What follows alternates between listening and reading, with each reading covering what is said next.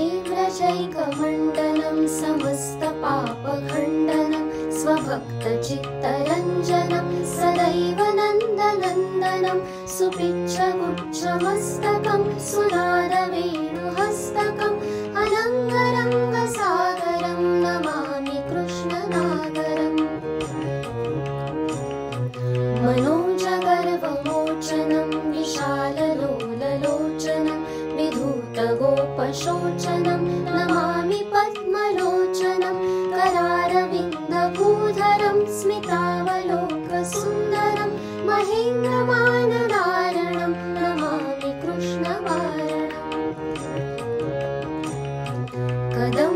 कदम्बसूनकुण्डलं सुचारुगण्डमण्डलं प्रजाङ्गनैकवल्लभं नमामि कृष्णदुर्लभं यशोदया समोदया सगोपया सनन्दया युतं सुखैकदायकं नमामि गोपनायकम्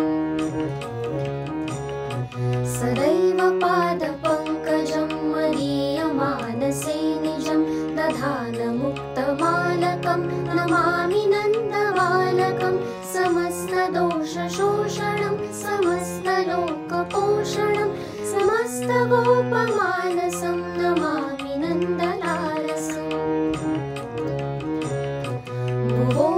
भुवोभरावतारकं भवाब्धिकर्णधारकं यशोमतीकिशोरकं नमामि चित्तचोरकं दृगन्तकान्तभङ्गिनं सदा सदा रसङ्गिनं दिने दिने नवं नवं नमामि नन्दसम्भवम् गुणाकरं सुखाकरं कृपाकरं कृपाकरं सुरद्विषन्निकन्दनं नमामि गोपनन्दनं नवीनगोपनागरं नवीनकेलिलं पटं नमामि मेघसुन्दरं तडिप्रभा